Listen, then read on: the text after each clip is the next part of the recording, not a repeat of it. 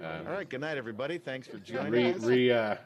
Reconfigure it. So, hello. Let's give you an official welcome. Hey, welcome to Wicked Studios, the Down Roll, basically the D&D talk show where we just talk about D&D and D&D stuff. So there you go. I am Will DM. You can find me on the internet. Well, of course, here on Twitch on Wicked Studios LLC. You can also find me on the Greyhawk channel. On what night is that, Adam? Friday nights. Friday night, tomorrow. Yeah, tomorrow night. I DM currently the Sinister Secret of Saltmarsh. I'm also a co-host of Storycraft RPG, and who knows what else I might fuck up in the future. So who knows? Yeah. Let's go ahead and introduce my co-hosts here tonight. Adam, go ahead and tell everybody who you are. Hey, everybody. I'm Adam. You might remember me as the guy saying, "Can they hear us? Can they hear us?" earlier on. Yep. All of the things that most of the things that Will said, you can also find me on. For example, Return to the Bandit Kingdoms every Tuesday night at 9 p.m. Eastern Standard Time, 6 p.m. Pacific. I don't think I mentioned bandits, did I? I don't mentioned know. everything else but bandits. I'll be honest with you. I wasn't paying attention to anything you were saying. That's all right. I wouldn't expect anything else. Yeah, so Will is actually the DM. He took 2 weeks off, so I guess he forgot about us already. Yeah. And also, you can find me, as Will mentioned, on the Greyhawk channel tomorrow night, also at 9 p.m. Eastern Standard Time. Playing a new character since Will killed me off in 2.5 episodes, which maybe we'll talk about here tonight on the Down Roll. Oh, man. And he came up with the incredibly original dwarven name of Thorin. I had no idea until it sounded familiar. I read it out of the player's handbook. I had like 5 minutes to make a new character because I wasn't prepared to die. So, and there's a reason it's a reference. Yep. It's a a good name, though. It's a good. I'm sticking with it. Name. All right, so that's Adam. Hey, Tim, your turn, man. Tag you it. Hi, I'm Tim Ward. You can find me on the Twitter, Ludus Rex. You can find me also on the Greyhawk channel tomorrow, 6 o'clock. Sinister Secrets of Saltmarsh, where we find out what the secrets are and how horrible they really can be. Yeah. And so far, we've had some interest. We've had love. Yeah. One of the secrets. Kinky sex was one of the secrets.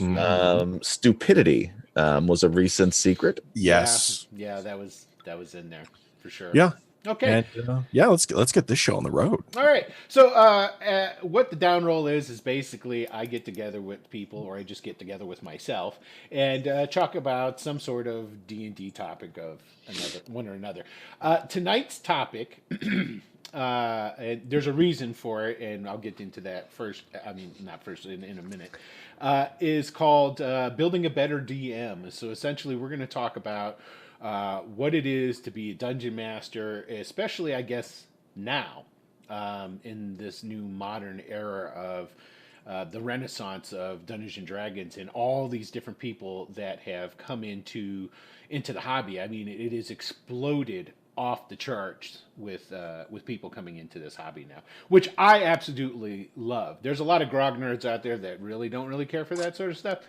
I'm not one of those guys. And I'll tell you what, I think those are some of the people that, if we talk about sort of we'll talk about how the do's, but also the do nots. I think a lot of those folks sort of fit into that. Well, also, some of our viewership might not know the term that you're using, Will. What's it mean? True. What? See, this is why I got this guy on this show. Okay. Okay, a grognard is a term that the first generation of D&D players penned. Now, the reason that this came about is because the first generation of D&D players, they were all miniature war gamers. Okay, so they played like all kinds of different, like World War II, Napoleonics, and what have you, different types with little miniature soldiers, and they move them around battles and stuff. Now, the grognards were the term that Napoleon's old guard, basically his elite troops, gave to themselves, and I forget off the top of my head what it means in French, but it means like Old Faithful or like the first run guys. We were here first. We're the guys. That's what grognard means, and it's an actual term that the old guard in Napoleon's army used. So these guys, all being war gamers, they knew about this from playing Napoleonics and what have you. So that became a term that they used as going forward, to describe themselves, where there's new young whippersnappers coming along and playing the game. It's been around actually for a while, even before this renaissance of Dungeons and Dragons came about. I myself am not a grognard, even though I like to call myself one, because I'm like the second generation of D&D. Me and Adam both pretty much come in with the second generation of D&D players. So, because the first generation would actually be like Adam and I's parents' age. Yeah. Yeah, like we're not even that old. No, not yet. Hopefully, working on it. Yeah, right. Totally. So, I think I already mentioned this, but I'll mention it again. So basically, what we're going to talk about is building a better DM, building a DM, DM expectations, things along these lines. What it takes to be a dungeon master, especially nowadays. Now, the reason I wanted to talk about this is because there was a couple of things that happened recently in the D&D news that really sparked this for me. One was there was some guy on Twitter. I don't know his name. Even if I did, I wouldn't say it. Twitter guy. It's some Twitter guy. Basically, what he was is he was griping about his players were upset at him for not running a good game. He's a newer DM, okay? And he put this thing on Twitter, and it's like, how do you beat the Matt Mercer effect? And what he attempted to do was essentially lay blame for his inability to DM at Matt Mercer's feet. Because what he was saying... I blame all of my shortcomings on Matt Mercer. I do too, not D&D either. Huh. It's him, Adam Coble, Matthew Colville, anybody who's famous in D&D, Chris Perkins. No, I just blame all of my shortcomings on Matthew Mercer. Yeah, well, you guys are tight like that. Including my hair loss. Yeah, I wasn't going to bring that up, but since it's mostly jealousy. Yeah, he does have. He's got good hair. He does have good hair. But so anyway, so this guy is saying is that, because Matt Mercer is such a good DM, he's put into his players a false sense of what it really means for a regular DM to, how a regular DM performs. It's essentially what he was doing. He was trying to find his own way out. Now, before we even go into any talking about that, there was some other stuff that came up. This is all right around the same time. And I don't think it was connected. I just think it just is happenstance that these two things came out. I watch a show, and the name of the show is on YouTube. It's The Questing Beast, and essentially the guy, and I'm sorry, I can't remember the fella's name right off the top of my head, but I did a half-ass search to try and find his real name. But the name of the show is The Questing Beast, and what he does normally is he just goes through and he does a lot of reviews of OSR games, like old school games, especially this new genre of people going in and taking the old school rules and making new games out of them. So I've watched a number of his different things on there because he gives really good reviews of things. And like, if I know he's done a review of a game I'm interested in, like I know when I was interested in Stars Without Numbers, I knew he had done a review. So I went to the Questing Beast, checked it out, and I actually found him through Tim Kask's YouTube show. So if you don't know who Tim Kask is, there's your homework. Go look him up. He's a grok nerd. But not right now. Not right now, no. Stay and not tomorrow at 9 p.m. or Tuesday at 9 p.m. Plug. Because you'll be busy. Eastern Standard Time. Eastern Standard Time. Figure it out on your own if you don't live in the East Coast. Yeah. So anyway, so the guy in the Questing Beast he gave a little commentary, and what he was talking about was another show that he had watched, hosted by a fellow by the name of Bill Allen. Now, I've seen a couple of snippets of Bill Allen stuff in times gone by. Another YouTuber talks about D&D stuff, old school guy. Okay, he had this. I don't know. I think it was maybe 8 minutes long, and basically it was like hard love. what he was saying is that there's a lot of false expectations that are out there because there's a lot of videos that are now on YouTube talking about what we're talking about right now, how to be a better DM, how to create a good DM. And he's saying that people are starting to get this idea that they can go watch a couple of videos on YouTube, and the next thing you know, pow pow, they're a great DM. And he's like, that's not the truth. That's not the way it works. In reality, all you have to do is just watch this episode. There you go. Right? Is that... Watch this episode, and then you'll be done. Then yeah, that's all you need. This is the icing on the cake. This is the alpha and the omega. Right? In the end. But what Bill Allen says is that no, the truth of the matter is that you need to put in a lot of time. You need to read the books. You need to immerse yourself into the culture so that you can have a good reservoir of things to pull from. So, like, if you're playing D&D, you should be reading fantasy books because that's going to help you. You need to add the other big thing he states is that you got to log the hours. If you want to walk that walk and talk that talk, you got to be able to have put the time in and be able to basically just learn how to be a DM.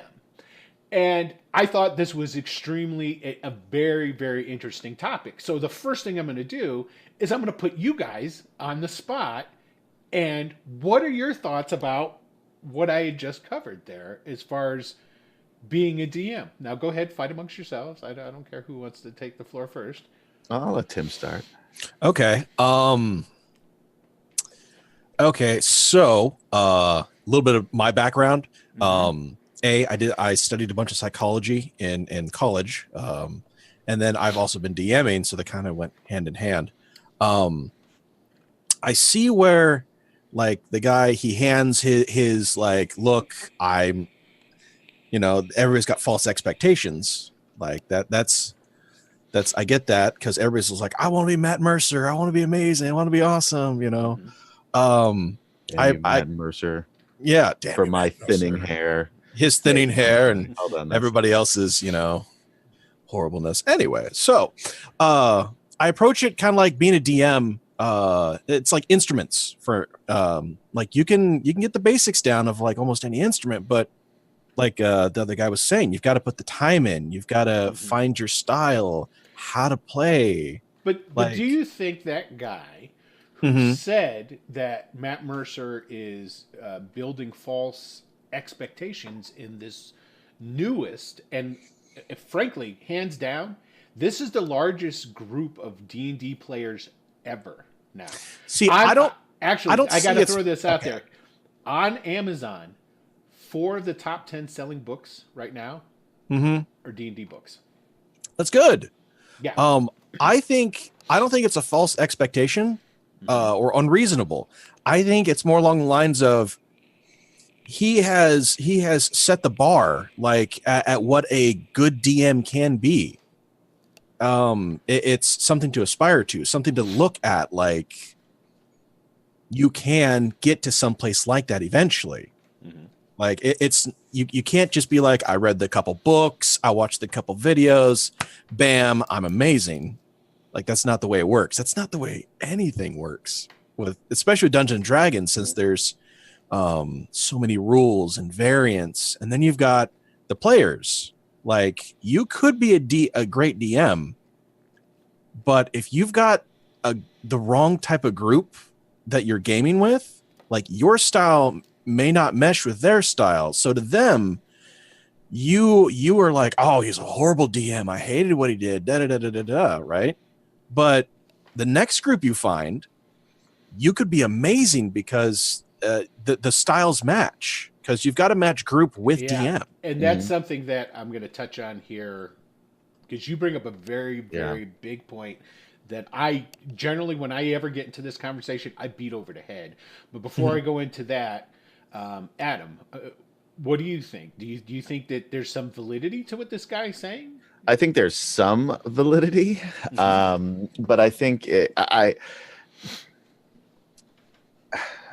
I don't know. I think because and over the years that I've been playing D&D, I haven't been a DM much. Only fairly recently, a couple of years ago, was the first time I ever DM'd for So a your game. perspective is kind of a player's I'm perspective. coming at it from a Yeah. different perspective, but also as I've done more DMing, over the course of the past few months, really.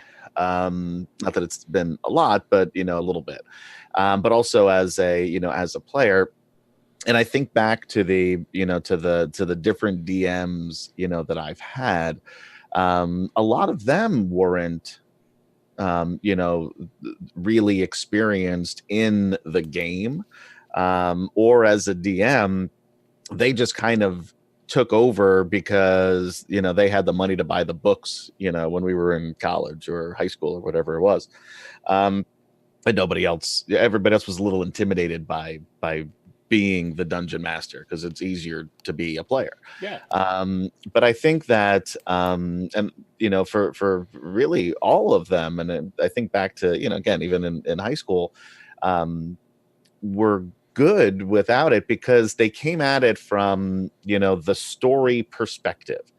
And I think that if you can build a story, um you don't need to necessarily have to log the hours, quote unquote, playing the game, learning the game, dungeon mastering and trial and error and all that. Because when you think about what this really is, at least to me, and from my background, I've been, most of the people that I've played with, although not all, throughout the time that I played D&D, have been actors or directors or writers or artists. So it's, to me, Dungeons and Dragons is a long form improv session Yes. with rules. Yeah.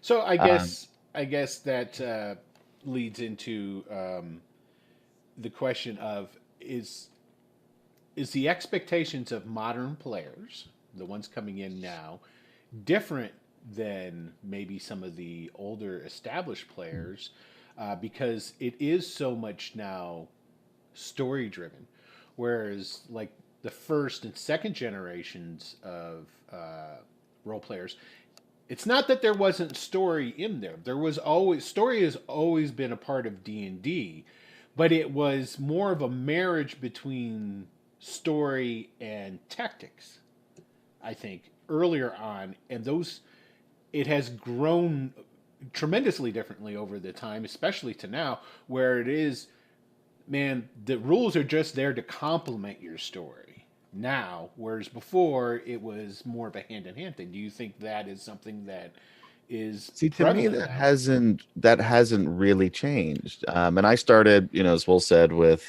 Advanced Dungeons and Dragons, AD and D.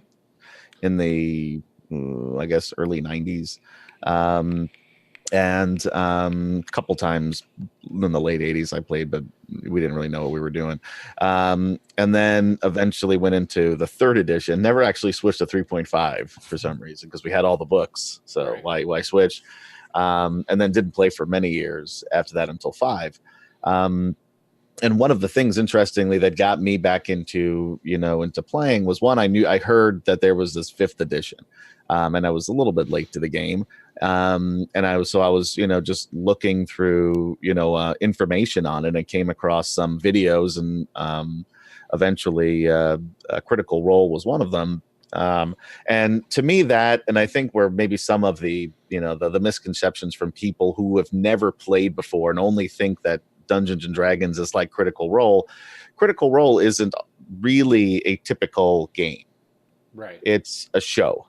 Yes. And And I think early on it was more game like than it is now. Like now it's more entertainment. But again, for me and my experiences, it's always been a story first type of a game. And that's what attracted me to it right. Do you, initially. now, what do you think, Tim? Do you think the modern players are that there is that big difference between that now? Is that I mean, it doesn't really have much. I mean, it has some bearing as far as to the topic, but I mean, when you're talking about building a better DM, I mean, Is that the case now? Is Well, story I think first? the expectations for current players are higher because in previous editions, before this, before D&D was televised and huge and just everywhere, right?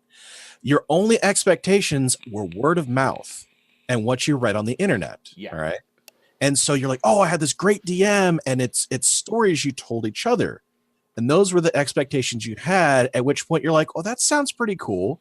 So when you sat down with another DM, you're like, all right, this guy's got a cool story. You know, you can compare and contrast, but it wasn't like we have now, where Right. you're inundated with shows. And it's not just like they're all kind of ass shows, like a lot of them are good. So the expectations out there of when you sit down as a new player to a new game, you have all these examples of all these amazing, amazing players and DMs. Yeah. And your expectations and everything are so much higher because you're not relying off of just, hey, my buddy told me this, or Right. hey, I heard from this. Which that's a perfect segue. Yeah. And that's what I think, is that the expectation is so much higher because there's so much more better content that you can just go find and watch. Yeah, now this is the segue that I have for that, because you guys are basically leading right to the next topic. That this is something, another one of the key points that I bash over people's heads when I get into this conversation too. Streaming is not your typical tabletop. It is not your adventure around the kitchen table with your friends.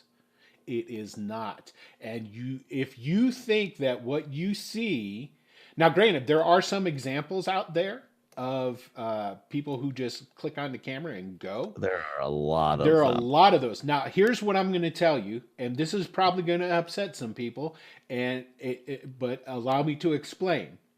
Those are the shows that you don't think are as good. You don't think that they're as good because it's not Critical Role. It doesn't have the mind that there is an audience watching you involved. There is a whole nother different set of rules that any serious streamer out there goes by than when they're just playing and the cameras are not rolling. If they don't say it is, they're full of it. Now, and that's the honest truth. When people are watching, it's like, well, yeah, that one kind of sucked. I didn't like that one. That might be just people sitting around and playing D&D. Now, before anybody starts throwing stuff at me, keep in mind, there's nothing wrong with that. For one, there's no wrong way to play D&D. There isn't, okay? Regardless of what anybody might tell you. And how that works is, you can go in and you can role play with your friends and have a great session that if it was streamed would suck bad. One of the things is the audience will never get your innuendos and inside jokes. That will never come across. So that's just one brief little example of what you would not see. So do you think that maybe that might be one of the reasons why you have a fellow who goes and lays the blame of his campaign at the feet of Matt Mercer, is because he's got this chalked up image in his head that, that's D&D. And I would argue, and I agree with all of those things that you're saying, because you're right. They're two different things. Although, there's obviously, the game that connects the two of them. But I think when we go back to the guy who, is, angrily shaking his fist at Matthew Mercer for making him look bad, and Tim kind of pointed at this earlier on, is you have to know your audience and understand your style as a DM. And make sure that you're providing the same experience that everybody wants, and that the same thing with the players, and if you're not aligned with the type of game that you want to play, because there's still a lot of people that I'm sure love just it's mostly combat and strategy and puzzles, and there's very little role playing going on. And that's fun too. again, probably doesn't make a great stream, but as a game, it's a lot of fun. So I think it's it's the disconnect of what I think I'm doing versus what I'm actually doing. Right. This is honest God truth. When I first started streaming, I think it was maybe two episodes in, or maybe 3 episodes of Return to the Bandit Kingdoms, before I listened to them, because I thought it was going to be terrible. I honestly did. I was like, oh God, this is going to be terrible. And then I listened to it and I go, that's not bad. I'm not doing a half bad job. Okay, I'm all right. Not tooting my own horn, but I thought for sure, I was like, oh my God, I'm sure there's a huge pause at this point, and there's going to be like, and I'm not going to describe anything properly, and blah, blah, blah. And, and actually, I sat down and listened to it, and I'm sure that there's a lot of DMs that feel the same way. I think every DM feels the same way about that. So do you think, Tim, do you agree with that? Do you think that it's basically Well, how do I put this? You can be raunchy, you can be rude, it's all right. Well, it's not raunchy and rude. It's just like it's such a big topic. Like it's trying to find that place where to kind of start, like a Rubik's cube. You're like, all right, I'm gonna start here, and then you go. All right. So the way I see it is that everybody has to realize is that the game you sit down and play, as long as you enjoy it, that's all that matters. Mm-hmm. All right. Now, if you are trying to be like, but I want this to be like Critical Role and, that kind of involvement. Well, first you have to realize those are all professional voice actors. Mm-hmm. Okay. Mm-hmm. That they have years and years of acting, real life voice, doesn't matter. They have all these years of stepping into characters, stepping into these roles, being able to be that character and go from there. So it's a different level of immersion. Like most people who play D&D is character sheet. This is the dude I'm playing and he's going to do stuff. Yeah, I guess. Right? That's not a bad way of playing. That is a way of playing. Mm-hmm, mm-hmm. Now with Critical Role, it's everybody is their character. So you are now no longer just a player, you are an actor as well as a player. And that's what people have to realize is not everybody's an actor, not everybody's a voice actor, not everybody has all that experience and just all of that, those tools to pull on, like being able to do voices or improv. Like that is a huge thing. Yeah. And that's not bad. You can work on that. You can practice whatever, but you have to realize that the people you're looking at are professionals in their field and using the skills that they have from that field to transfer into D&D. And that's why it's so good. Mm-hmm. Yes. Yes. So it's great to have that expectation. You're like, I want to be there. I want to get there. Mm-hmm. Just realize as long as you're having fun, it's great. Yeah. Like just don't try to compare your game to somebody else's game, because that's when things start to get weird. Yes. Because you're like, well, I wish I was like this. Oh, I wish my DM did this. Oh, I wish my group did this. Yes. Yes. It's like, okay, yeah, you want to make your game better. Cool. You can always try to facilitate that, but don't try to I guess naysay your group or the place you're at. Just enjoy it. Right. And be there. That's kind of the way I look at that. So this is going to kind of lead into, now we're going to get into how to build that better DM. How can you, if you're interested in doing it, become a better DM? Now I'm going to start off, excuse me, with the first thing that I normally, like I say, I talk about this all the time with when I'm, I think it might be a little bit too. Yeah, that's a little bit better. One of the things that I bring up all the time, and it's hardly ever talked about, and I think I know the reason of it is you have to know your players and you have to know your DM.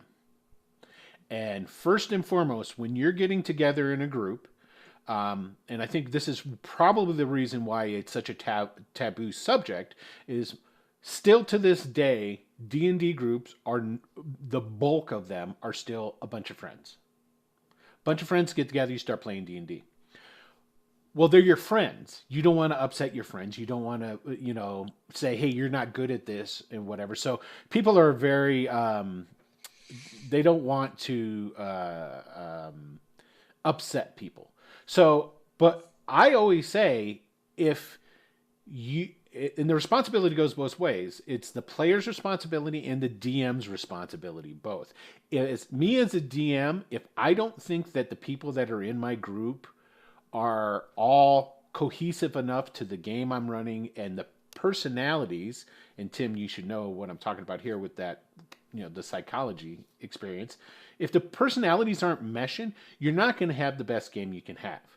And you flip that around, it's the same way. If you're a player and this guy could be your best friend and he sucks as a DM, but you want a better DM experience. You want a better D&D experience. It is the responsibility of both the players and the DM to find that.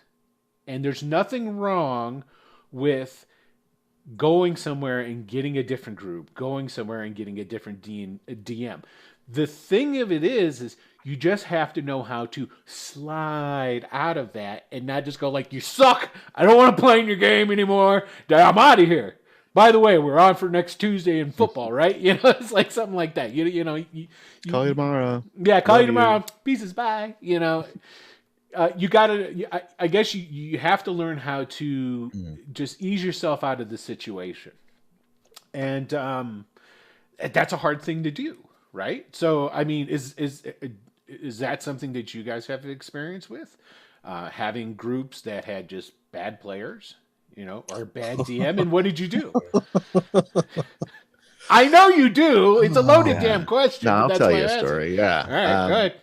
The first time that I DM'd, and it wasn't with friends. It was with just a group I found online, and there were a lot of them. There was like 8 or 9. It was like this huge group. Yeah. Online, nobody knew each other really. Except I guess 2 guys were brothers, and then there was a couple that were there. Some people had cameras, some people just did voice, so it was hard to connect anyway. And we there was this one guy that thought that the game was about him. Hadn't played. It was his first time playing 5e. Didn't like the the character build, and luckily early on left. But he was he was tough. We had another guy who was in a different time zone that literally one session just fell asleep, we imagine, and then never came. Maybe he died. He never showed up again. We never saw him. Well, that would suck. So we don't know. I hope you're okay. I don't even remember your name, but I hope you're okay. And then, then eventually we whittled it down to a group of just 5, I think it was. That was better, but because everybody had such different styles. And I think a lot of people, and maybe Twitter guy who started this conversation here for us, may have had a similar situation where maybe it wasn't his friends, but maybe he was finding a game online, which a lot of us do. Right. So again, I think that's why it's important to understand, what your style is as a DM, what your style is as a player, when you can discuss it, prior to playing, so you're all on the same page. And if you can, I mean, I agree with you, Will, that, there may be times where you have to back out. I would say one thing, because since we're talking more about, on the DM side right now, which is, how to be a better DM, is step 1 is this is not your game. And I'll read through, some comments here and there when I'm bored on different D&D Facebook groups. And I can't tell you how many times I hear people say, my table, my rules. I mean, that guy, I'd say, fuck off, man. I'm not going to play in your game, because, you're going to, this is for your story. This is your game, whatever that looks like. This is how it's going to be played. This is what people are going to do. We're going and there's not going to be any there's not going to be any back and forth or any, you know, it's, you know, or any give and take. That's where you get the term railroading. That comes yeah, but even then, it's not even just railroading. It's that the players are there to serve the dungeon master.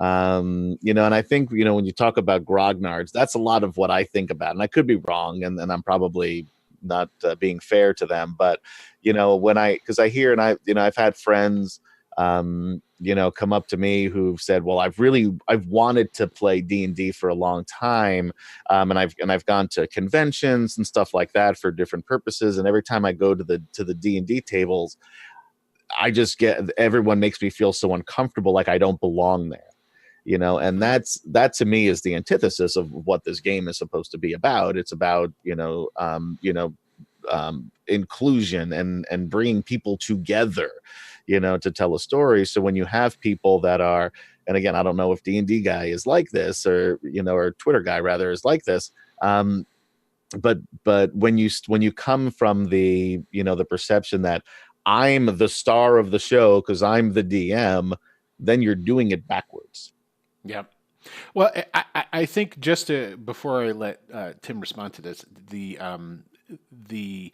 that's notorious for this new generation going in and that that comes to a head at conventions. You got this new generation coming in, they're going to these long established conventions and they're starting to mix with the old school and the old guard, right? And they get that kind of like pushback, like, oh no. I think what that is for the longest time, that generation in D&D up till now, you have to understand, D&D up till now was geek territory, and geek wasn't chic back in the day, my friends. It was, you know, there was no, what's that TV show? Anyways, I probably shouldn't say the name. Oh yeah, that show sucks anyway. You know, I'm gonna say it. What's if I can remember the name of it? Big Bang something. Big Bang Theory. Yeah, but to be fair, I only watched like 5 minutes of one episode, fairly recently, and it was. Give it 10 minutes, terrible. And then you can come back with a report. But you can make an opinion pretty quickly. But I'm not saying it's right or wrong. Usually right, wrong, that's true. But back in the day, you had to have a geek card and whatnot to come in and play because the geeks felt more comfortable with their own kind and their own people. And so it was a matter of you're coming in, you're playing, oh, I can see you've got the proper geek attire, and oh, you dropped a couple references to the right novels. Okay, you're cool. You can come in, no big deal. All these new people flooding in, some of them, they're not even close to being a geek according to what the old school definition of it was. So I think that's where you're getting a lot of this pushback, and you get a lot of those rules lawyers and those guys who just like to be right. That was definitely, and still is, a contingent within the D&D world. But so Tim, so we'll go to you as far as what was the question? I just cut it off. See, this is what happens when you start getting old and you try and talk about stuff. So do you think that? Let's see. Let me take a look at that. Wasn't the group? Yeah, that's what it is. How do you feel about the whole? You know, it's your responsibility, your DM's responsibility to build the better group and know about when to disassociate or find a new group, or, you know. Well, it's the responsibility on both sides of the DM and the players. Like, for instance, if you're a player, right, and you're in a campaign and you fucking hate this, like, you don't like the campaign, you don't like the story, you don't like the interaction, right? Okay, realize when to leave. If you are not having fun and all you can do is nitpick where you're at, be like, you want to know what? These are my friends. They'll understand, right? So either A, have a conversation with the dungeon master. Be like, I'm not having fun, right? And if you talk, there's usually a conversation, and a lot of times they'll try to work with you. Now, on the opposite side, as a dungeon master, sometimes you got to realize that you are never going to be able to please the group you're trying to DM. And sometimes you just need to just step up, you know, after a session and be like, hey guys, this is great. I'm not really feeling it, or like, try to approach it softly, be like, this is great, but I think we should find you another dungeon master because my play style is different from yours. Don't try to be accusing and be like, this is your fault. Be like, look, I just don't think that, my style meshes with yours. Let's try to find you another dungeon master. If you're your friends, they'll either be like, cool, or, let's try to work this out. Right. Because I have a horror story. Let me hear it. Okay, so to lead this off, I got kicked out of being the dungeon master. Nice. Okay, I like it already. Okay. So this ties into knowing the group you're playing with. Now, I have a group of friends. We've known each other for years, and they've never played D&D. They are GURPS players. Okay. Now, they're for those watching who don't know what that is. GURPS was it generic universal role playing system. Yes, it's an older game, and okay. So just so you know, people, different role playing game. All right. Basically, go on Google, look up G.U.R.P.S rules, and then you'll be bombarded with real life in a role playing game. That's just the best way to put that. So, they're like, we want to run Dungeons and Dragons. We want to do something cool. I'm like, all right. What do you want to run? They're like, oh, just something out of the ordinary. And I'm like, okay, well, like out of the ordinary, I can run an evil campaign. They're like, that would be great. Yeah, okay. Those always go well. So, already stepped over into weird territory, evil campaign, which is hard to run because a lot of people play chaotic stupid. So there's that. And then, so we're playing, right? And I'm trying to facilitate their play style and what they want to do. And it gets to a point where they're so used to another system's rule set that when they step into D&D, they try to apply how their math and their mechanics work to D&D. And it doesn't go well. And they keep messing up and just like, it's one mistake after another. And I'm trying to be like, well, these guys they've been playing role-playing games for years. So they got to understand that if you mess up, there's consequences. And one thing led to another, and nobody talked to me, saying like they're having problems with it or what's going on. They're just like, oh yeah, that was a good session. And then, the campaign ended in a TPK because they decided that, they're the biggest, baddest people on the block and screw everybody else, and got taken out. Unbeknownst to me, they're like, all right, next week, let's just hang out and play games. I was like, okay, cool. So the transition period you didn't know about. No, I didn't know this was a transition period. So we sit down and there's a game for actually building a world, like a role-playing style world. I was like, oh, this is pretty cool. So we go through that. Is that the one, The Quiet Day? I can't remember the name of it, but you've got a certain amount of points, and you can like alter the continents, and then you can build your own land or spend points to build an avatar, and just, okay. It's this kind of whole thing. I don't know where they got it. Really cool though. And afterwards, they're like, oh, this is really great. And my buddy turns, he's like, hey, who would like to play in this world? And I'm thinking, well, like, I guess I could build a D&D off of this world we made. And it was like, yeah, that would be great. And he's like, all right, cool. We'll start next week. And I was like, wait, what? And he's like, yeah, okay, so we'll have character sheets and everything ready. And I'm like, wait. And I look around the room and I'm like, what rule set are we using? Like, oh, we're going to do GURPS. I'm like, so we're not doing D&D anymore. And they're like, no, we're not. I'm like, this is an intervention. Okay then. And so all right, true. Now granted, that hurt. Like I took that on because like that's a slap in the face. You think like, oh, I suck as a DM. Oh my God, what did I do? And it took me a while to step back and be like, this was just a case where my style and their style don't mesh. Exactly. And you have to step back and realize sometimes it's not you, it's not them. It's just nothing's really working. Right. So And what's a good suggestion if there's people out there right now that are experiencing that? Right. What could they do? My general is I can come at it from the standpoint of the DM. Okay, in now, granted, I've logged as many hours DMing as I have playing, but if I'm finding that problem with a group, it depends. If they're good enough friends that I can just go, "Hey guys, are you not feeling it? Is this not for you? Yeah, okay. Why don't we? We could do that. Do you want to go do something else? Does somebody else want to take a turn? If they're good enough friends, always do that. I think we could all agree that's number one. If you can do that. If they're not, what I tend to do is I'll do the, hey, I've got some stuff going on.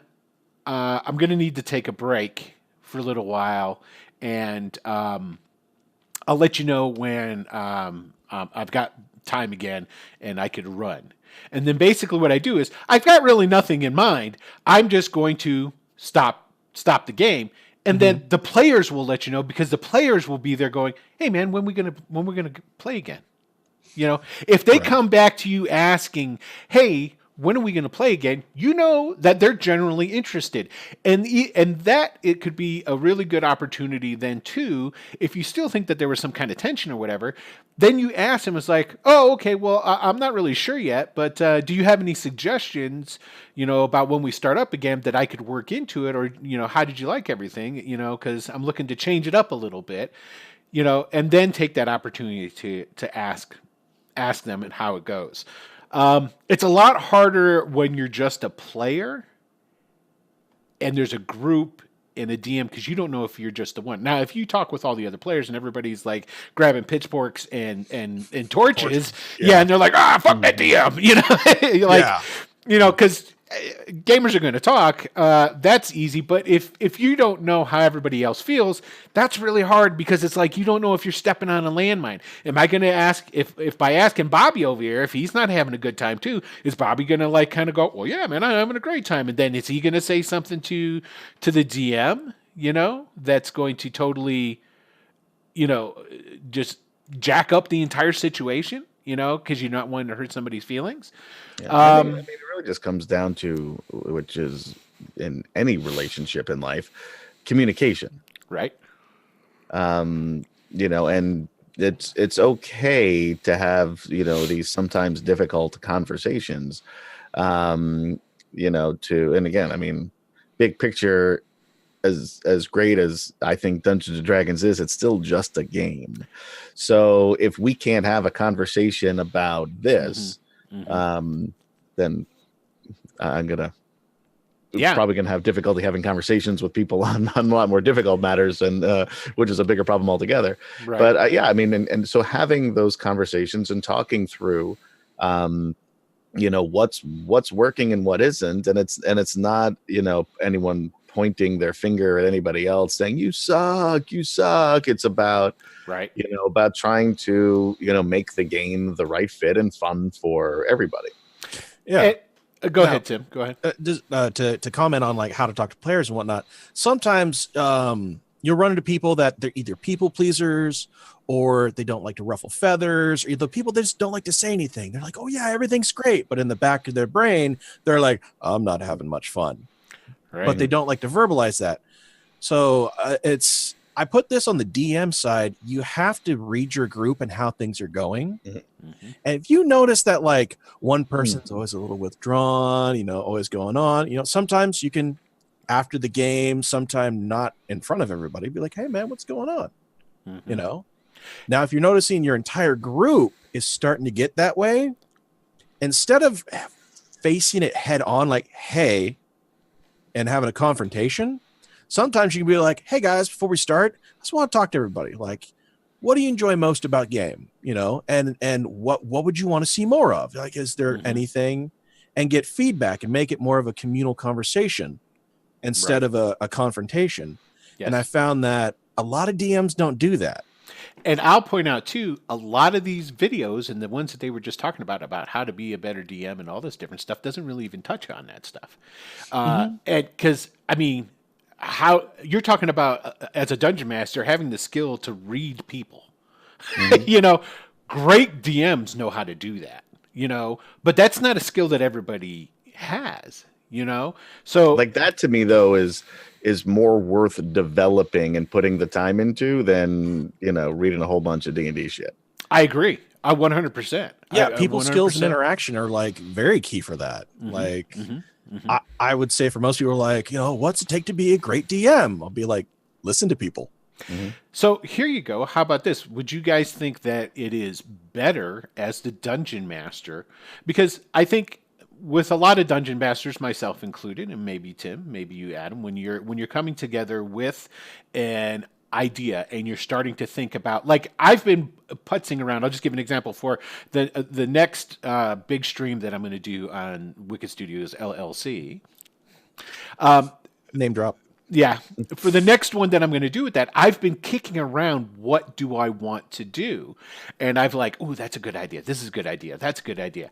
And so I'm like, okay, I settled on I need to come up with multiple ideas, then take all these and then go find my group. Because that's more important. I need to find the players that I think are going to be, this will make a really good group. And then I'm going to take all these ideas, drop them in their lap and say, hey, what do you guys think of these? Or what did I not think of? What do you think would be a great idea?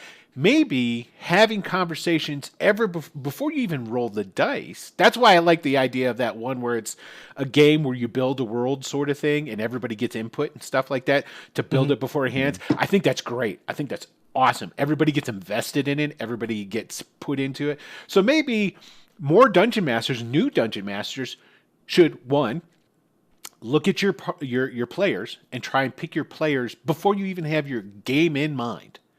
And then two, sit down with your players and as a whole, figure out what would be the best game for all of you to run. Because that's really what it comes down to. Everybody's contributing.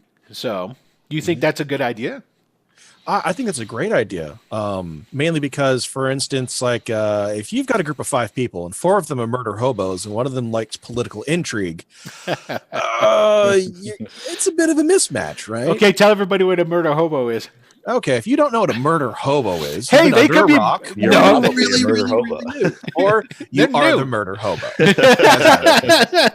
So a murder hobo is that guy that he's that guy at the table that let's say somebody's talking to another character, right? And the murder hobo goes, "I'm bored.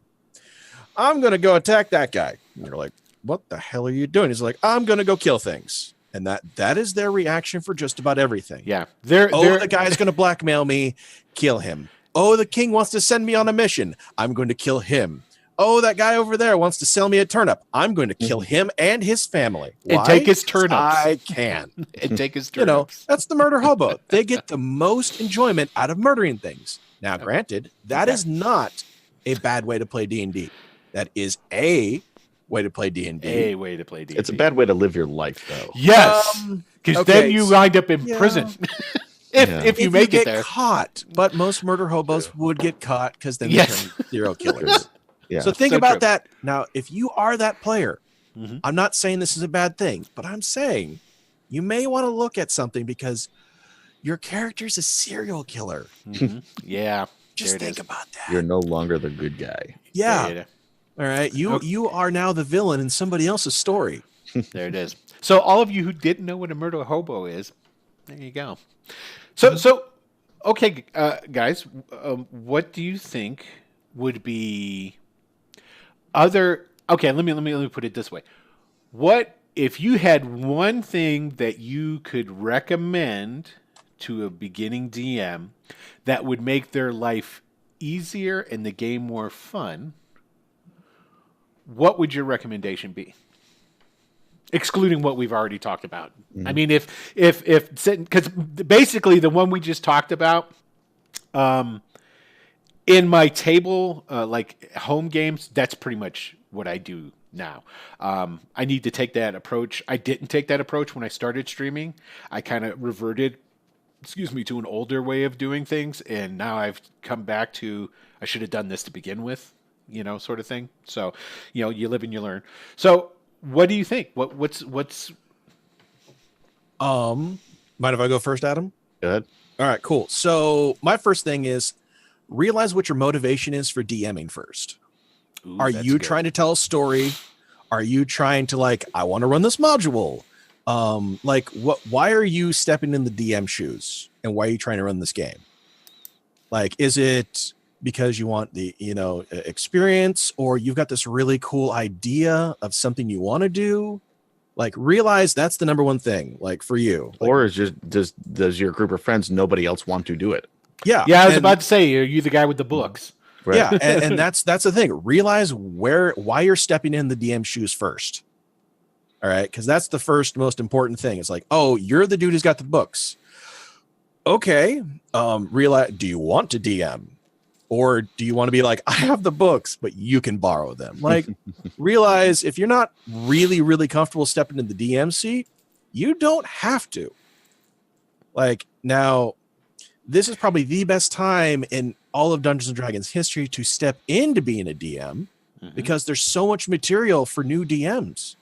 Like, if you're afraid of creating your own homebrew campaign, first off, there are one-shots everywhere. You can find free, you can buy them. You can go on to Drive-Thru RPG and buy a copy of The Mermaid's Blessing. Yes, which, DM Will over here has Plug. You see that? Look at that. Yeah, That's there we pretty. go. That's pretty. I got it handy for you. There we go. You the man. On top of the fact of every month, every week, every day, there's always new content coming out for, hey, you're a new DM. Here's a tip. Here's a trick. Like, so if you're a new DM, wanting to DM, that's great. Go for it. But don't start being a DM because you're like, I want to be a DM. All right. What do you want to do? Like, beyond just be a DM. That's the main thing. Find your core thing and then build off that. That's really good advice. And again, that's something that I don't think people give a lot of thought to, because that's kind of a deeper topic as far as being a dungeon master. Yeah, and I think that's a great advice. And I would also say, once you figured that out, be flexible.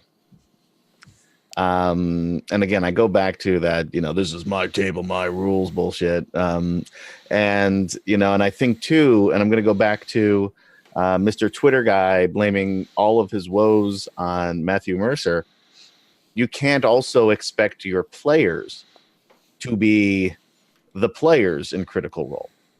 Yeah, that's a good point. And I'll use an example. So, recently, now say hi so people know I wasn't doing anything crazy up here. Yeah, we don't ask. We just assume Fun the worst stays and don't off ask. screen. I don't care. Right? But so recently, I've DM'd a few times for a group of my friends who were all actors, I could have gone in now, and some of them have played some D&D, not a lot. Some have never played at all, and they, everyone was excited to do it. And, so, going into it, it's easy to think, well, okay, well, yeah, just like the voice actors on Critical Role, they're going to be all about the role play. In the beginning, especially when you're working with a new group and you're working with new players, regardless of their background, but even with, folks like this who are, are actors and are used to, playing different characters and all that, a lot of the focus is going to be on just understanding the rules. So they're going to be so focused on that they're not going to get, they're not going to, just start going in with, all of their voices, and they're going to be talking about all of these wonderful things, and and going off on this, a 20-minute dialogue about character backstory. No, they're gonna, they're going to just try to struggle and figure out the rules, and okay, what can I do, and sort of play with that a little bit and learn how, what die does what. So you have to manage your expectations, I think. And then also, like I said, be flexible. So, I have, an idea as a DM going into what I want to do. That could change very, very quickly. Again, the first time I DM'd, I was using the Murder in Baldur's Gate, I think it was, module, which, you know, should probably last at most 3 sessions, if that. You know, I think it's made to be like a one shot almost. We were doing it for 6 months. I had to add in because they didn't follow any lead. They didn't know, you know, there was no every time I pushed them in a direction, they would go in the exact opposite. So I had to just make everything up on the fly. But because I did my homework on Baldur's Gate, and I read everything I could on Baldur's Gate, you know, and it came with a little campaign guide, which was helpful. So I got to, I learned all of the characters. Of course, they went to all these places where they didn't have established characters, so I had to make them up. But this is how they wanted to play. Like I said, I mean, they went, I think, to 7th level just to do it. We didn't even, right before we even finished that little tiny module. But, you know, go with the flow. And this was not a group that, you know, spent a lot of time, you know, talking to each other. And I think one of the misnomers, you know, about Matt Mercer is that he does all the talking. He really doesn't. No, he does. He's tons very descriptive when he does, and he does cool voices and all of that. But most of the game, he just sets it up and then shuts up, and then follows the player. So when I said earlier on that it's, you know, to me it's long form improv. You know, the number one rule of improv, and it's probably the only rule of improv besides just don't suck because people don't want to watch it, is yes and. And that's that's one of the things that I really like about Matthew Mercer and the way he dungeon masters is because yes, he has all of these ideas going in. He knows the world. He made it up. But he just sets the table for the players. And a lot of times it starts, so what do you want to do? And then they'll spend 15 minutes talking to each other.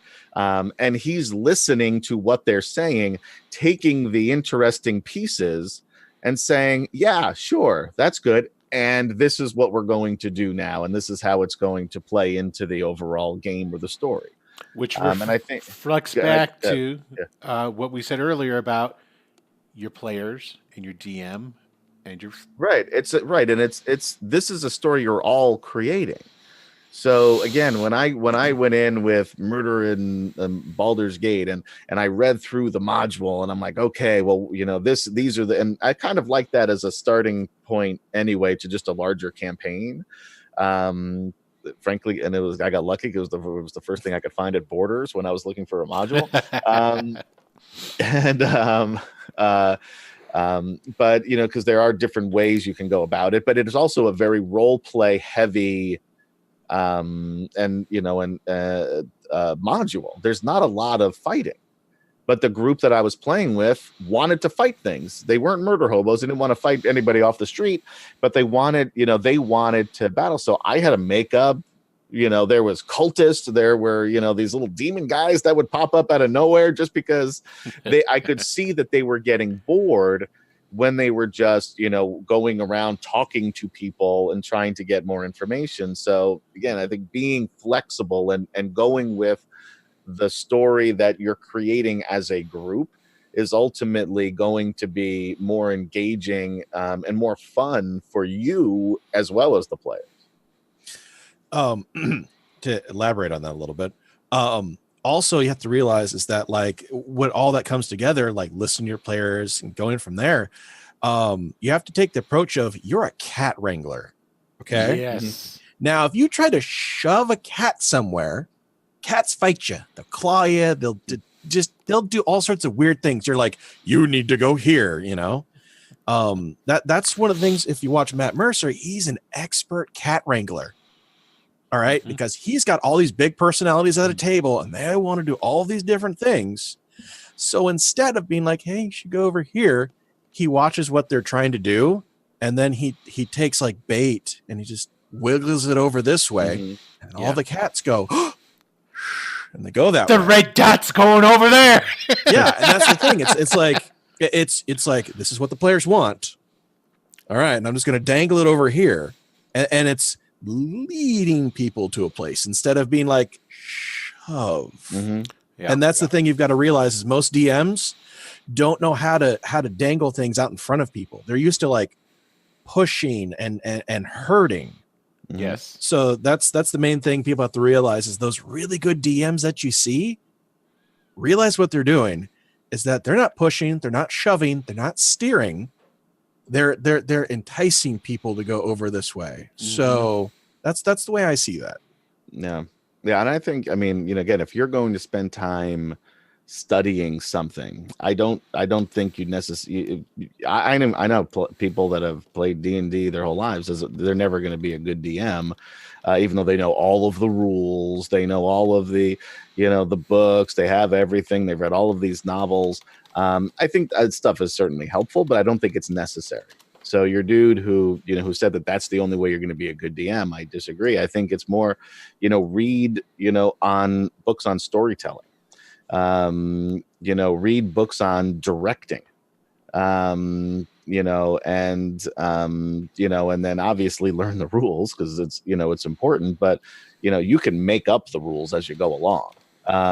You're going to have the guy saying, well, you know what, on page 53 of the player's handbook, it says, then you can say, my table, my rules, asshole. And then they'll never play with you again. But I think, you want to be able to, understand people. You want to be able to, to weave a story in a communal setting, where it's not just your story, it's the story that the group provides. Okay. And the style is going to ebb and flow between, sometimes it's going to be a lot of combat, sometimes it may be more RP, depending on your group, it might be heavily weighed one way or the other. And if you have to adapt to that. And if it's something that's completely out of your comfort level, then as we talked about before, maybe it's time to, switch it up, have somebody else DM or find a group that fits your style better. Right. Okay. So, easier said than done, maybe. Actually, that what, in today's modern era, not as hard as it used to be. It used to be. You can find players anywhere if you want to play online. And that's what I was just going to say. If you're afraid that if you stop playing with your group of friends or your current group, that you're not going to find another group, that's not the case at all. You can go on to Roll20, what's that one? Fantasy Grounds. I mean, there's a couple of other platforms. Get this. There is a new app that's being designed right now. Mm-hmm. It's off of the premise. You've got like Airbnbs everywhere, right? Mm-hmm. It's called Air D&D. So if you fly into an area and you're like, hey, I want to play a game. Right? That's cool as shit. they're building an app. I can't remember who does it, but I'm on their mailing list being like, when this starts to get to be a thing, let me know. Right. Yeah, that's smart. That's cool. I like that. And so it's pretty freaking awesome that now if you're like, I love playing D and I want to play D&D all the time, and even if you travel with this type of app, you can be like, I'll head over here. That is cool. Where's a D&D game? Boop. And you can play D&D for the night with people you don't know, with a character that has a relative, like, 5th level character. Got it. Done. Yeah. So I guess we've pretty much touched on a lot of that different stuff. You can trust me. There's Meetup there again, just to touch a little bit again on the finding a group. There's Meetup. You can go online if you want to play with people in the flesh. There's meetups for every major city and probably ones that aren't major. There is Adventure League if you're looking specifically for D&D, but it's also a good way just to meet new players, and most role players or gamers are into multiple games or are really willing to play something else. So that would be a way that you could go and touch base and meet with people. And then there's the plethora of stuff online that you can go and you can find new players. Yeah, like so Facebook groups, Twitter. Oh yeah, it's all over the place. So I guess now we'll lead into essentially our the final topic, and then we'll go to a round. But if anybody else had anything else to say, is what kind of tools do you think a new DM should have. Now I'm going to do it, and Adam will probably know what I'm going to do. Hold on. If you're a new DM, you're gonna need this. You're gonna need this. Trust me. Pringles, if you'd like to be a sponsor. That's right. Get yourself an empty Pringles can, because there's nothing in the world that will make a villain sound more villainous than an empty Pringles can. Right? That's pretty good, right? I mean, that's not bad. I know Tim could do better, but I aspire to his greatness. It's funny that's where he starts. He starts with the Pringles. It's all about the Pringles can, really. It is, really. If you don't have one, then don't even bother playing D&D. What you need to do is like combine that kazoo thing that, you know, the wee with the Pringles can. Right, you right. Get, when the guy's talking, just, I come to talking. Right. So, there is there a main D&D meetup group, something a little more centralized? Actually, there is, Ironbeard. What you can do is just go to meetup, and you're going to do a specific search by your city. You can put in as specific as Dungeons and Dragons and then just see what comes up. But I will guarantee you that there is going to be a ton of different types of meetups for specific role playing. Yeah, I'll be honest though, because I looked at that briefly before I got into online games, and I found like one Pathfinder game. I think what it is in that case, you need to be a little bit more generic. Well, I guess you have to be careful. I think if you could find like a gaming store, gaming stores again, yes, or a comic book shop too. Like I know the local comic book shop that I go to close by does also, a Thursday night game. Local coffee shops too. That's an interesting one too. Yeah, because coffee shops had a lot of throughput. And I've actually gone through and I'm like grabbing my hot chocolate because I don't really drink coffee, but hot cocoa, that's the spot. I've gone through walking by, looking at the board. Oh, that's cool. That's cool. And I saw like 4 or 5, like looking for a Pathfinder game, looking for a D&D game. I was like, coffee shop? Oh yeah. Cool. Yeah. I used to actually, back in the 90s, I owned a 14,000 square foot coffee shop that one of our primary things we did was Dungeons and Dragons. So, yeah, gathering places with bulletin boards, great places, gaming shops, coffee shops, community centers, that kind of place. Yeah, yeah. But there's definitely, to tell you the truth, it just takes a little poking. You do a little poking around on the internet, and you're going to find a ton of stuff. I hate to be as open-ended with that, but a lot of the stuff, like the meetup and Adam's his experience with it is proving this, that it varies greatly from where you're at. Because like I'm in Denver, and the meetup community in Denver for role playing is pretty decent, pretty big. So, but obviously not where he's at in New York. So give it some looking around and see what you can find. So, again, now granted, I was kind of just messing around with the Pringles can, but what are, to you, Tim and Adam, what are the essential tools for, I guess it's 2 things. Let's go to the essential tools, because I got another question after that. What kind of tools would you Okay, so to make everything easier for especially a beginning DM, right? Having a pre-planned adventure is really great for a great tool.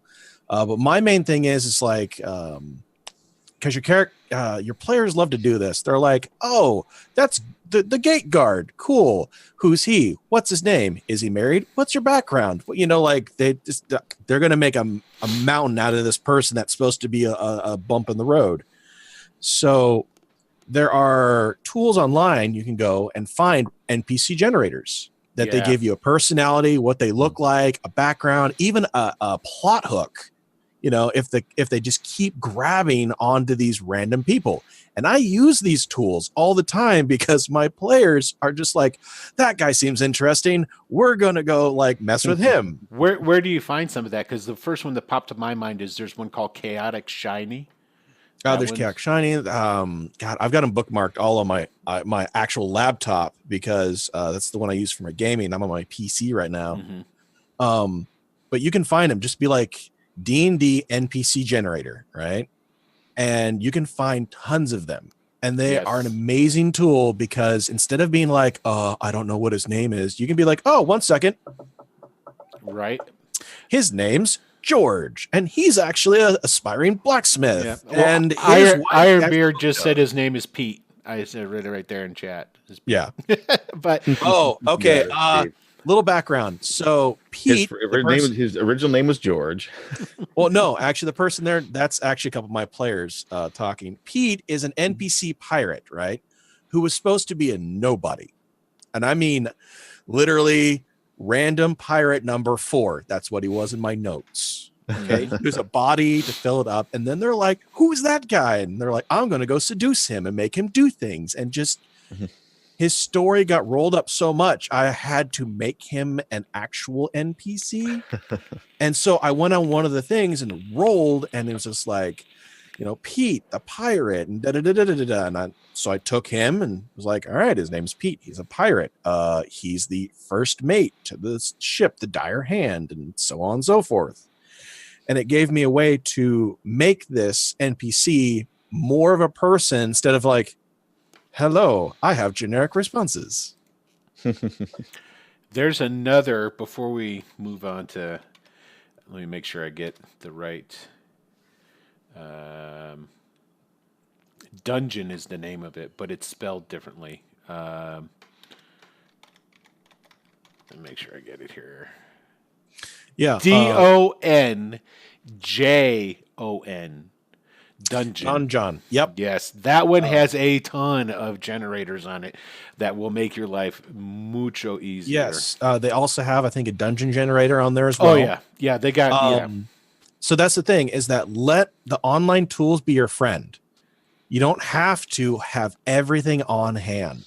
You can find something like right off of that moment and be like, they're going to step into this random place, generate building. Cool. And then you can have this. Like, you don't have to memorize everything. And you don't have to be afraid of that because there's so many things to do now. Right. Okay. Adam? I would say on top of that, and that's I wish I had that when I was DMing. Now I know. Right. But I think, something that really helped me, and I think a lot of folks, when they're DMing, they want to do these big, homebrew worlds and stuff like that. For a first time DM, I mean, do it if you're comfortable and you put the work in. But my suggestion would be one way or the other is to check out like campaign settings, whether they're in book form or, online. And there's, you can find all sorts of, Forgotten Realms, Greyhawk, wikis, like all of these things to learn about the setting, and in particular, whatever city or cities or areas or that you're planning on running your campaign. It's more important than the story in a lot of cases, because again, the story is gonna take off on a lot of different tangents probably. So while you want to know the beginning, the middle, and the end, and who the players are, knowing the area in which your players are playing, I think is really important, because it's going to help you, one, not get stuck if they go down an alley, or and it's also going to make it more of a living, breathing thing, because it's not just the NPCs that are important. It's also the world that they're living in, which you want to make as realistic as possible. So the more that you know about that setting, the more comfortable you're going to be as a DM when things go, off script and beyond that, where you thought the story was going to go. Right. No, I totally agree with that. A couple more that came up in chat. Ironbeard talked about Kobold Fight Club for getting appropriate encounter, syncing up your monsters with your players. Yeah, levels. I should have used that on our holiday episode. Yeah, I don't think so. And then also too is, what's that one you put in there, Tim? I just put in there. It's Goblinist. What it is that I put a link in there for him. It's probably one of the best encounter generators I found, because first of all, you can add in every individual player you have and their level, and then you can select easy, medium, hard, and deadly. All right. So to be like, how badly do I want to do this to them? Right. You can also select the different areas: plains, forest, hills, mountains, marsh, or desert. So it'll theme it for you. You've also got underground, aquatic, underdark, abyss, nine hells, and Kenna. Right. You can then also mix it up. Instead of being like single type, you can put like chance of mixed type. So you might have like a hobgoblin mixed in with a giant spider or that kind of thing. Right. And it's just a great little thing that, like, with the drop down menu, you can go through and really play with it. And you can even be like, well, they're all going to be, it's a lich's, dungeon, for instance, right? Well, it'll actually allow you to go in, select lich as the seed monster, and theme everything back behind that. That's cool right there. That's way cool. I like that. Yeah. So this is probably one of the greatest encounter generators I found. And it's amazing. And the link is in the chat. Well, that won't show up, but we'll go ahead on the YouTube video. It is tools.goblinist.com. I do believe it would be the official fight. /5ENC. Okay. All right. So and I'm going to use that the next time Return to the Bandit Kingdoms takes a hiatus and I do a one shot so I could fucking kill you people. There you go. Yeah. So payback.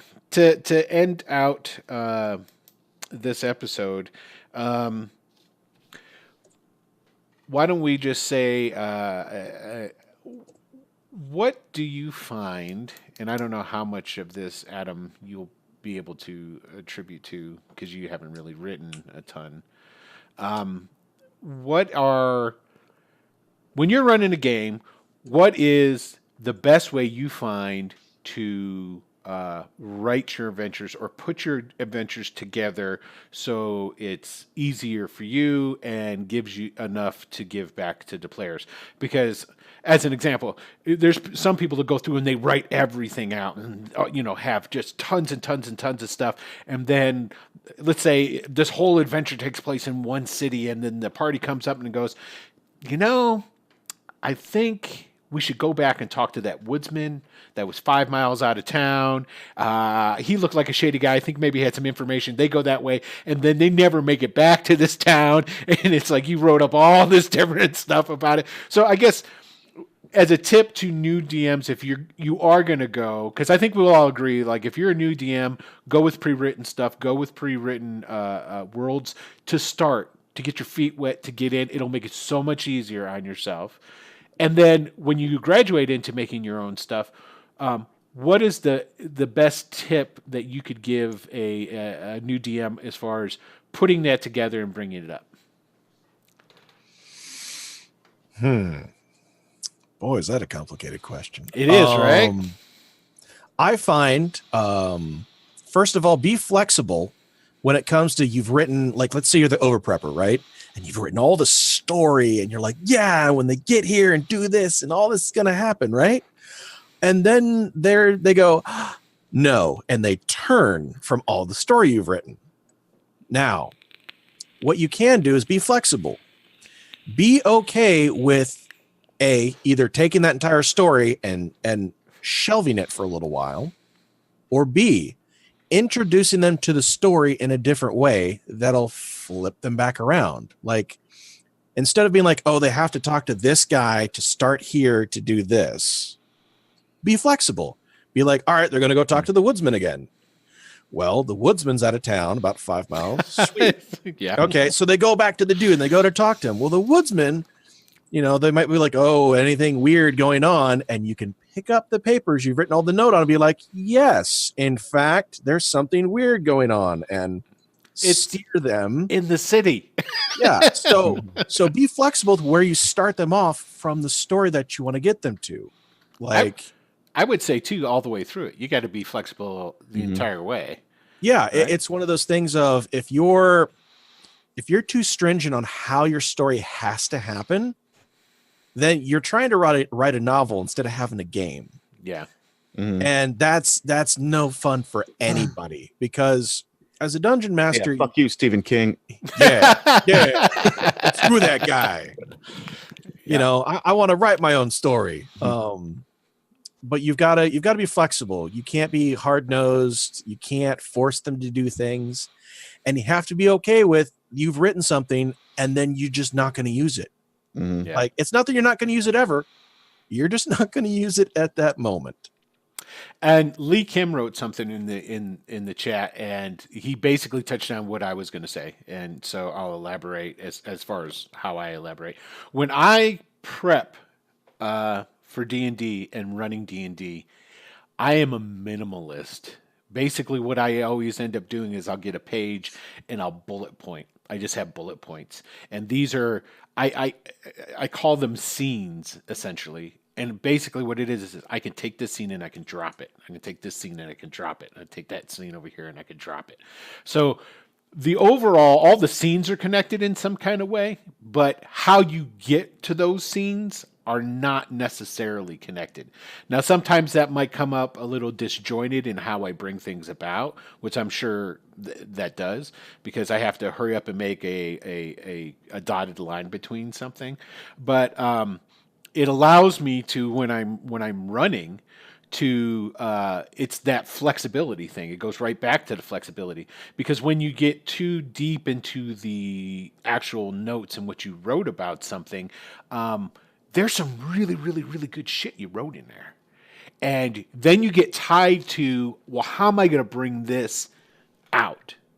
Whereas I'm relying more on my characters to give that to me by just throwing them the situation and let them create the really cool stuff. Now, a dungeon's a different thing, because once you've got them committed to a dungeon and they're going to go into a dungeon, that's completely different. Map that sucker out, have all kinds of good, interesting stuff in there. But as far as the campaign and the flow of the campaign, I'm a bullet point guy. I go through bullet points.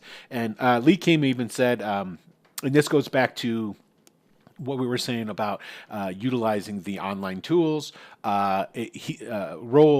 calls of NPCs and stuff. So, did you have anything, Adam? Did you want to drop in on that? Did you think No. maybe?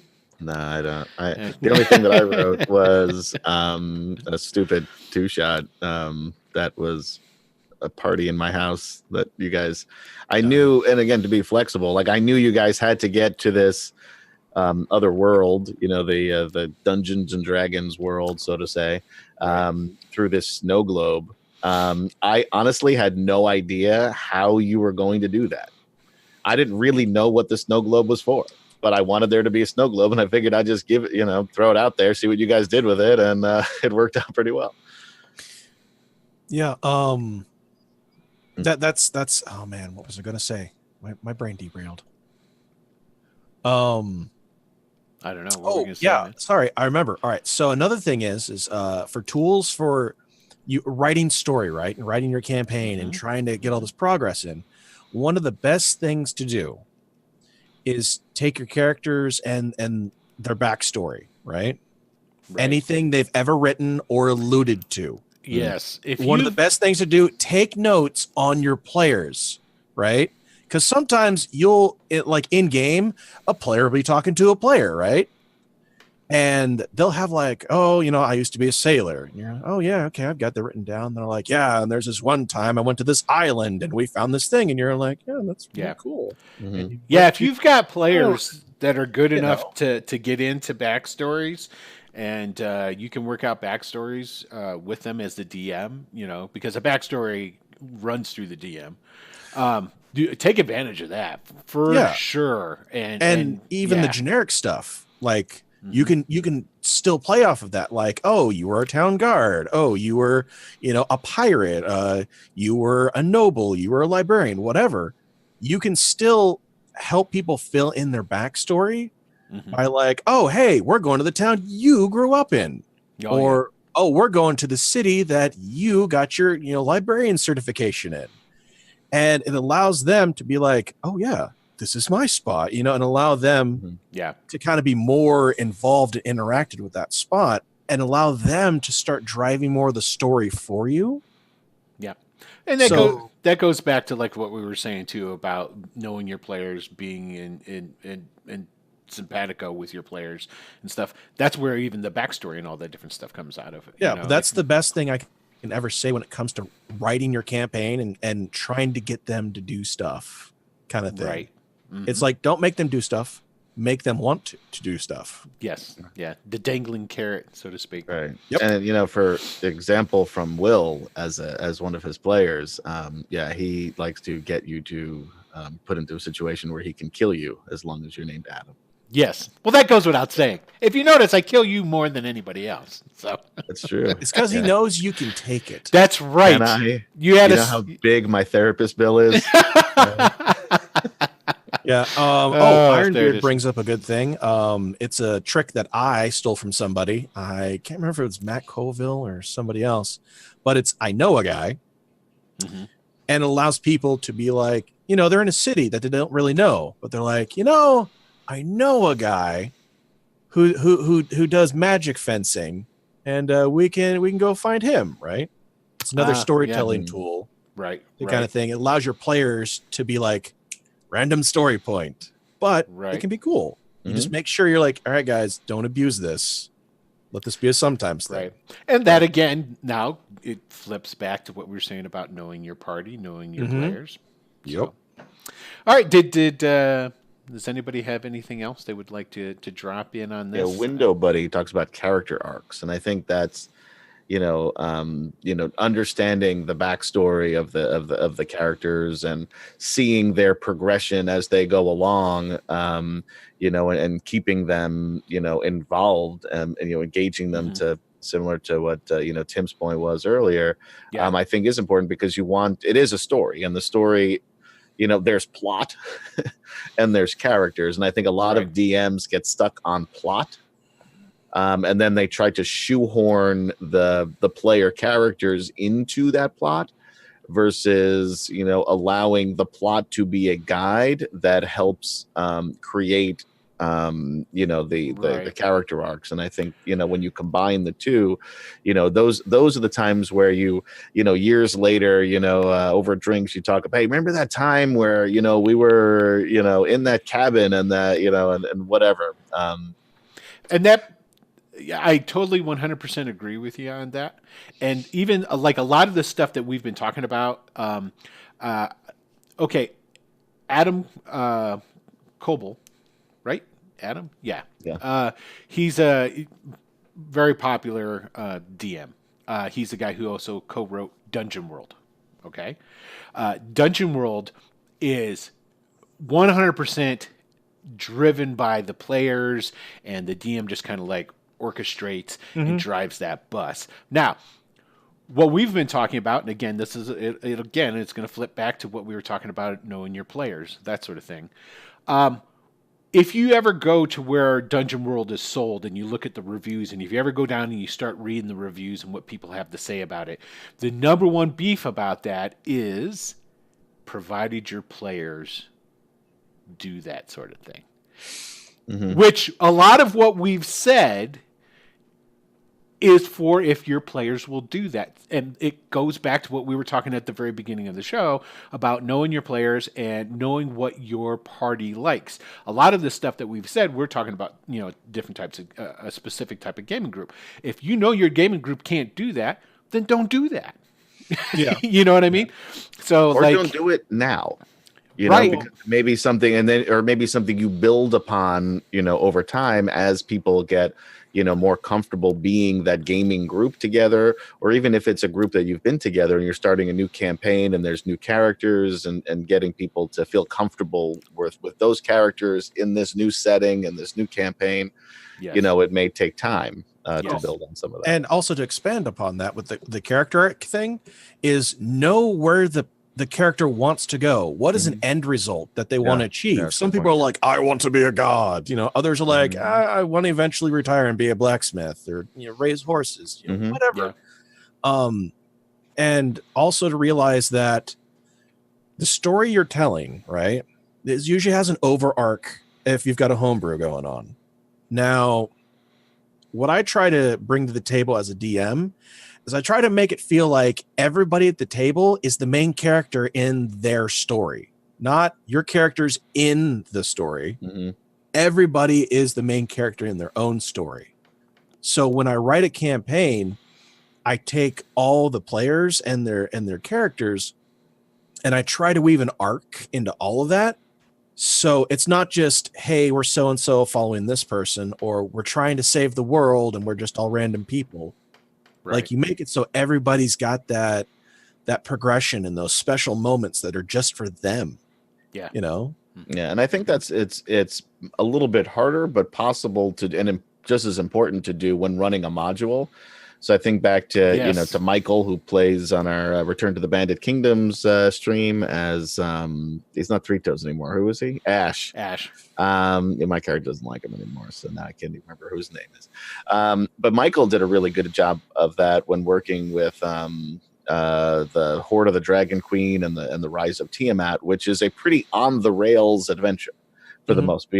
There's some things that make you seem like you can do whatever you want, but basically you're just picking one or two options and doing that. But he added to that, and especially as we progressed, gave people the opportunity to have something that their character was connected to or interested in or wanted to be, and peppered that in throughout that module, which is, again, it helps engage the players, and it makes it more of a real experience, versus Immersive. I'm playing in your game.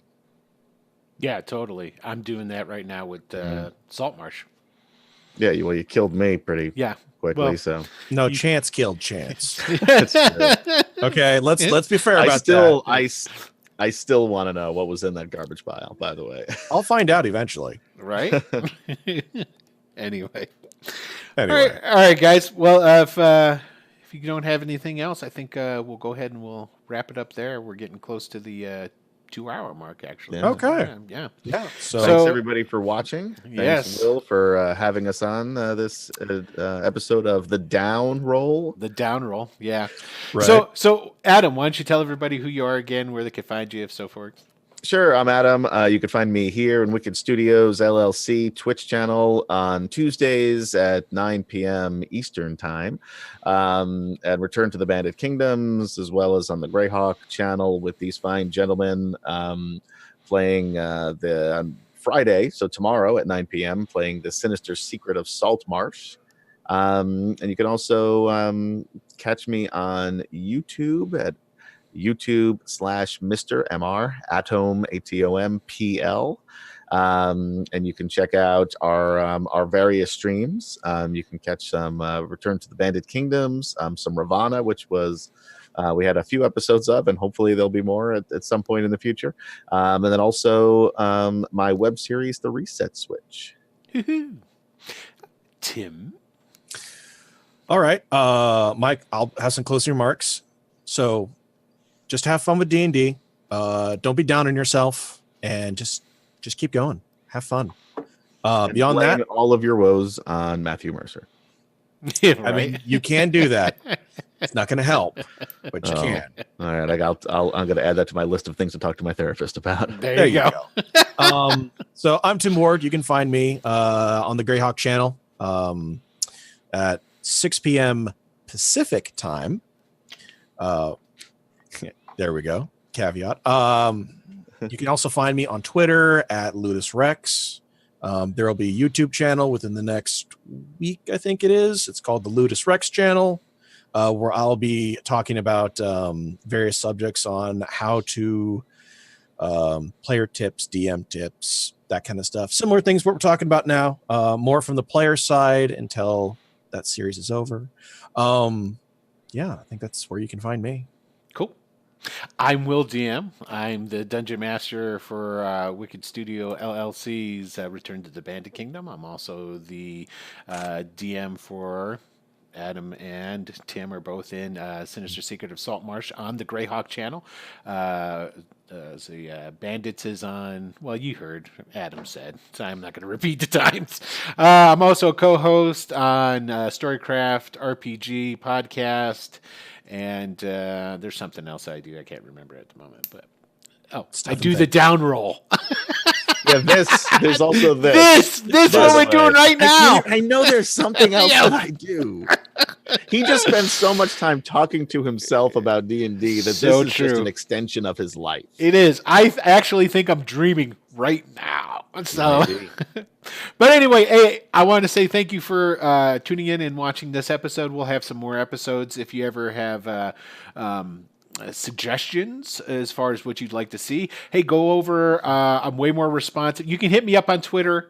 I'm Will DM at Giant Stomp. You can shout at me there, join up there, give me ideas, give me suggestions, write it down in the comments on YouTube when it's up on YouTube. Or if you want, you can go over to Facebook. We have a Facebook Wicked Studios LLC there where I throw all kinds of like cool pictures and different stuff over there. Yes, I still use Facebook.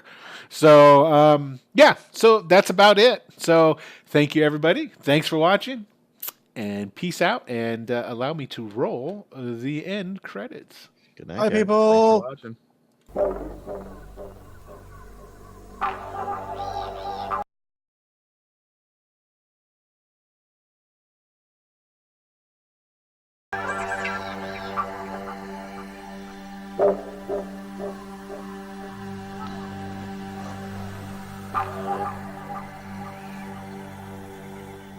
And meet that too.